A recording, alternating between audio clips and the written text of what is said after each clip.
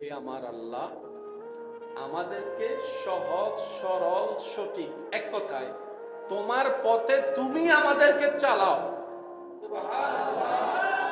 আমরা বলছি রবের কাছে ভিক্ষা করে ফরিয়াদ, আল্লাহ আমরা চলতে জানি না, কারণ আমরা যাই চিন্তা করি 10% সঠিক হলে 90% আমাদের ভুল হয়।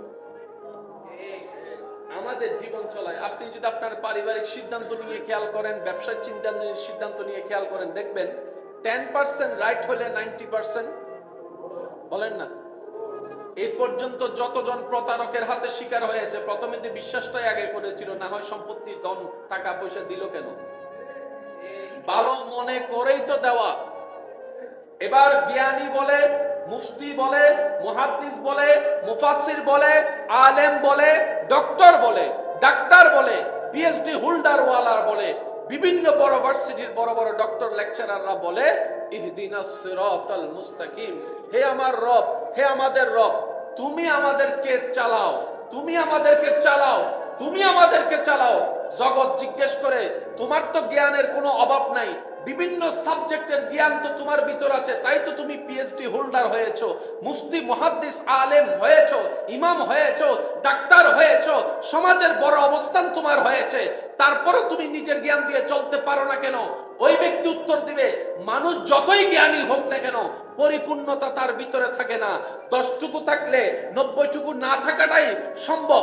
10 বার বিশ্বাস করলে 90 বার প্রতারিত হওয়ার সম্ভাবনা বেশি, কারণ মানুষ মানুষের বাহিরটা দেখে ভিতরটা দেখতে পারে না। তাই মানুষ ভুল সিদ্ধান্তে যাওয়াটাই সবচাইতে বেশি সহজ হয়। তাই জ্ঞানী ব্যক্তিরা বলে, আল্লাহ জান্নাতের রাস্তায় আমরা হাজার জ্ঞান থাকলেও চলতে পারবো না, তাই তোমার দয়া চাই, তোমার দয়া হলে আমার মতো অজ্ঞ জ্ঞানও জান্নাতের রাস্তায় পৌঁছে যাবে। বলেন সুবহানাল্লাহ। এবার মহাব্বতের আওয়াজ একবার বলেন সুবহানাল্লাহ।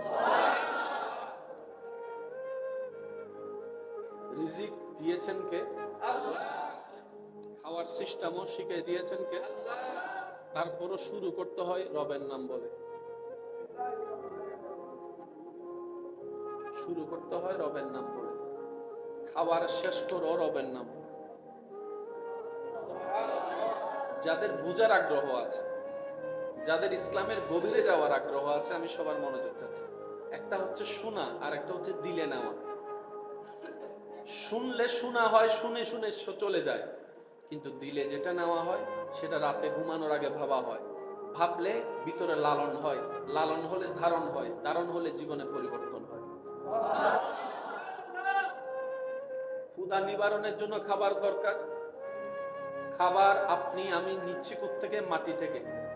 বললাম একটা বীজ, বীজটাকে গাছ বানালো, শুনি নাই, আর একটু আসতে। খাবারের জন্য যে বীজটা আমরা রোপণ করলাম, সেই গাছ, বীজটাকে গাছ বানালো, সে গাছে ফল ধরালো, ফলটাকে খাওয়ার উপযুক্ত করলো, কান বানালো, কান থেকে চাউল বের করলো, ফল দিল, শাক দিল, সবজি দিল। কাদের জন্য?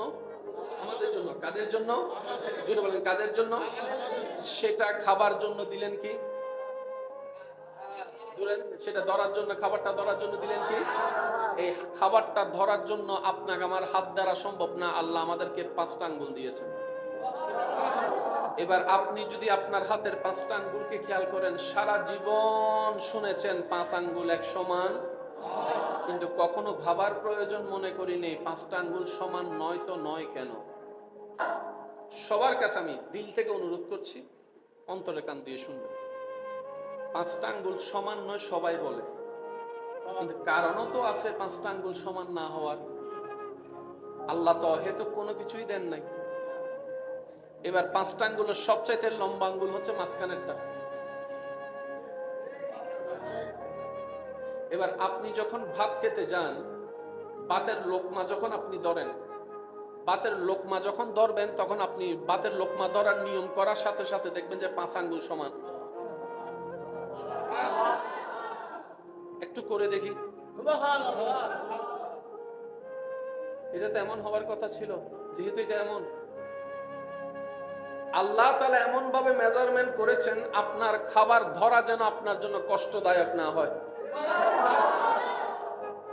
পাঁচটা আঙ্গুল এমনি আলাদা চিহ্ন বহন করলেও যখন আপনি খাবার ধরতে যান অতটুক ব্যালেন্স হয় যতটুক ব্যালেন্স হওয়া দরকার। আর এই ব্যালেন্সটা আজ পর্যন্ত কেউ নিজের বিবেক দিয়ে ব্রেন দিয়ে করে নাই। হাত নিয়েছে, অটোমেটিক হয়েছে রবের কুদরতে, বান্দার প্রতি দয়ার উপর দয়া। বলেন সবচাইতে বড় আঙ্গুল কোনটা? মাঝখানেরটা। একটু সবাই বলি কোনটা? এই পাঁচটা আঙ্গুলের যদি আপনি একটু হাতটাকে এভাবে রাখেন, আপনি দেখবেন এই পাঁচটা আঙ্গুলের মধ্যে মাঝখানে যত দূরত্ব, সবচাইতে বড় দূরত্ব হচ্ছে শাহাদাত আঙ্গুল এবং বৃদ্ধাঙ্গুল। কথা বলেন না? শাহাদাত এবং বৃদ্ধাঙ্গুলের মাঝখানে দূরত্বটা সবচাইতে বেশি।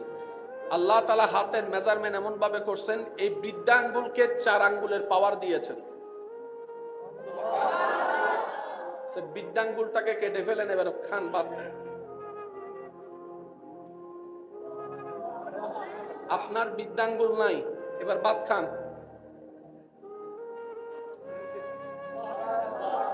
এই 4টা আঙ্গুলকে সাপোর্ট দেওয়ার জন্য আল্লাহ তাআলা আপনার মধ্যে একটা বৃদ্ধাঙ্গুল দিয়েছেন। এবার আরো চমৎকার বিষয়, আপনার 4 আঙ্গুলের পেটের শেপ একরকম, বৃদ্ধাঙ্গুলের পেটের শেপ দেখেন সামিসের মতো। আল্লাহ তাআলা বলে, বান্দা তোর পুরো ডিজাইনটা আমি নিজে করেছি। বান্দার ভিতরে কোনো খুঁত আমি আল্লাহ রাখিনি। যার যতটুক যেমন দরকার, যাকে যেমন দেখতে আমার আল্লাহর ভালো লেগেছে, আমি আল্লাহ তাকে তেমন আকৃতি দিয়ে দুনিয়াতে পাঠিয়েছি। কেউ লম্বা, কেউ আকারে একটু বাটি হয়, কারো স্বাস্থ্যটা একটু চিকন হয়, কারো স্বাস্থ্যটা একটু দেখতে নাদোষ নুদোষ মোটার দিকে চলে যায়, স্বাস্থ্যবান বলা হয়। কারো চেহারাটা দেখবেন সাদা ফর্সা, কারো চেহারাটা শ্যামলা বর্ণ, কারো চেহারাটা একটু ডার্ক চেহারার মতো, আবার কারো চেহারাটা একটু কালো আকৃতির, কারো চেহারাটা গোল, কারো চেহারাটা লম্বা। কেন এত ভিন্নতা?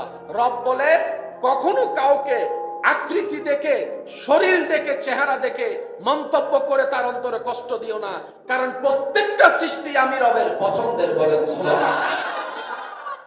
সেজন্য কাউকে থুতলা, কানা, বয়রা বললে রব নারাজ হয়। রব বলে যে আমার পছন্দ লাগে সে কানা থাকলে, তোর কেন পেট জ্বলে? আল্লাহ তাআলা আমাদের সমস্ত সৃষ্টিকে সম্মান করার তৌফিক দান করুন। মন খুলে একবার, দয়া ছাড়া পৃথিবী চলে না, সত্য। যার কাছে সর্বোচ্চ দয়া আছে, যিনি কারণ ছাড়াই দয়া করেন, তিনি রহমানুর রহিম। আমাদের দয়ার পিছনে কারণ আছে, স্বার্থ আছে। লাভ ছাড়া আমরা কিন্তু মায়া দয়া করি, বলেন না, মায়া দয়া করি। আর রবের রহমত হচ্ছে কোনো কারণ ছাড়াই দান করে, যারে তারে দান করে, আপন পর দেখে না। রহমতের ভান্ডার যার খোলা সবার জন্য, তিনি আমাদের রহমানুর রহিম। সেই রবের ঘরে বসার সৌভাগ্য আপনার আমার হয়েছে, আমরা যেন সেটার আদব রক্ষা করতে পারি। আল্লাহ আমাদেরকে তৌফিক দান করুন। আমাদের ধর্মের নাম কি? একটা কথা সবসময় মাথায় এবং মনে রাখবেন, ইসলাম ধর্ম যতটুকু জানা দরকার, তার চাইতে বেশি ইসলাম বোঝা দরকার। যতটুকু জানা দরকার, তার চাইতে বেশি বোঝা দরকার। বুঝ যত বাড়বে আদব এবং মহাব্বতের সাথে, নূরের আলো আপনার কলবে আসবেই আসবে।